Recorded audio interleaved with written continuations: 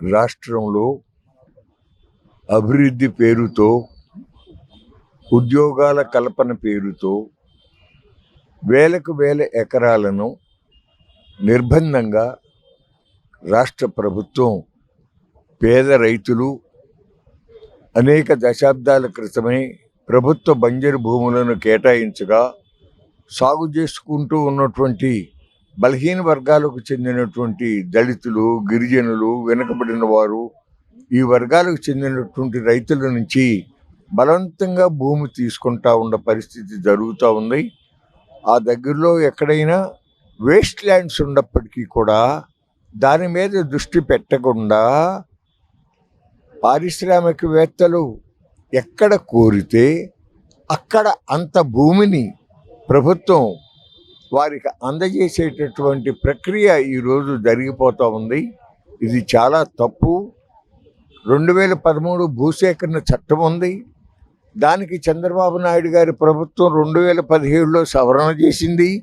అయినప్పటికీ కూడా రాష్ట్ర ప్రభుత్వం చేసినటువంటి చట్టంలో ఉన్నటువంటి అంశాల మీద కేంద్రం పాస్ చేసినటువంటి 2013 భూసేకరణ చట్టంలో ఏమైతే ఉన్నాయో అవే చెల్లుబాటు అవుతాయి. ఆ కోణంలో చూసినప్పుడు అనకాపల్లి సమీపంలో ఫార్మా పెద్ద సెజ్కి, అట్లాగే స్టీల్ ప్లాంట్ల కోసం అని చెప్పి అక్కడ భూమి తీసుకుంటా ఉంటే అక్కడ రైతులు, మత్స్యకారులు, దళితులు, వెనకబడిన వర్గాలకు చెందిన చిన్న చిన్న రైతులందరూ కూడా వ్యతిరేకించి ఇది అన్యాయం, ఇది మా భూమి తీసుకోవద్దు అంటే వాళ్ళకి సంఘీభావం తెలియజేస్తా వాళ్ళకి అండగా నిలబడినటువంటి ప్రముఖ రైతు నాయకుడు అప్పలరాజు గారిని జైల్లో పెట్టి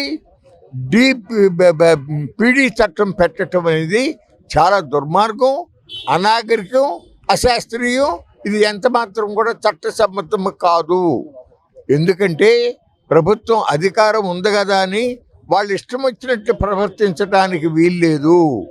పశ్చిమ బెంగాల్లో ఒక భూసేకరణ విషయంలో అక్కడ సుప్రీంకోర్టు తీర్పు ఇస్తా 7 ప్రధానమైన అంశాలని ప్రభుత్వాలు పాటించాలి భూసేకరణ జరిపే ముందు అని చెప్పి తీర్పు ఇవ్వడం జరిగింది. మొట్టమొదటిగా నోటీస్ ఇవ్వాలి, ఆ రైతుల నుంచి అభ్యంతరం తీసుకోవాలి, ఆ అభ్యంతరాన్ని పరిశీలించాలి. ఆ భూమి కాకుండా అక్కడ వేరే ఇంకా ఇతరత్ర భూములు ఉన్నాయా, ఇదే తప్పనిసరి తీసుకోవాలా అనే అంశాన్ని పరిశీలించాల్సిన అవసరం ఉంది.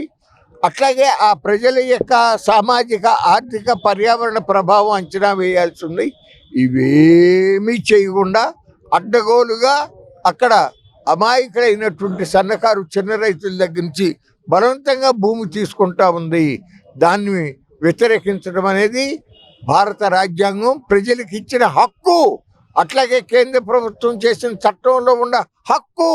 దీనిని మీరు నేల రాసి కాలరాసి అప్పలరాజు గారి మీద పీడీ యాక్ట్ పెట్టి ఇన్ని రోజులైనా విడుదల చేయకపోవటం అంటే చాలా దుర్మార్గం. అది మీ యొక్క నిరంకుశ విధానానికి నిదర్శనం అవుతుంది. దయచేసి ఇప్పటికైనా కానీ ఈ పద్ధతులు మార్చుకోండి.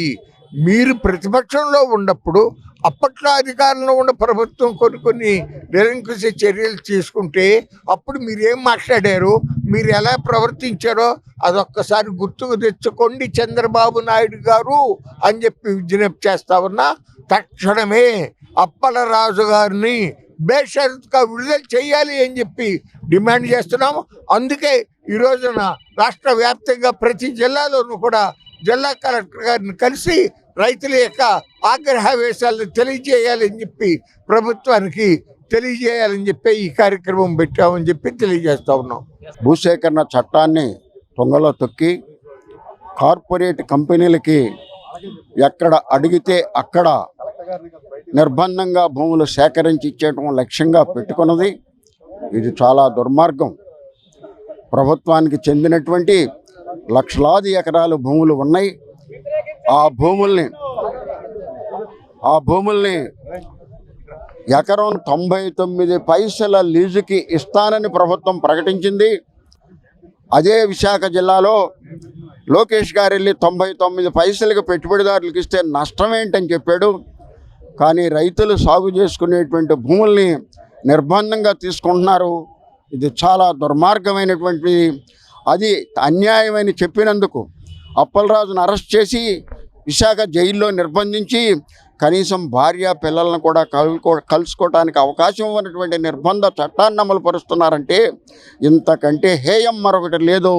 అందుకే అప్పలరాజు మీద పెట్టిన కేసును బేషరతుగా ఉపసంహరించాలని, ఆయన అన్కండిషనల్గా విడుదల చేయాలని డిమాండ్ చేస్తూ ఈరోజు రాష్ట్ర వ్యాప్తంగా అన్ని జిల్లా కలెక్టర్ల కార్యాలయాల వద్ద ఆందోళన జరుగుతూ ఉంది. ఇప్పటికైనా ప్రభుత్వం పునరాలోచన చేయకపోతే మరింత ప్రజాగ్రహాన్ని ఎదుర్కోవాల్సి వస్తుందని హెచ్చరిక చేస్తూ ఉన్నాం.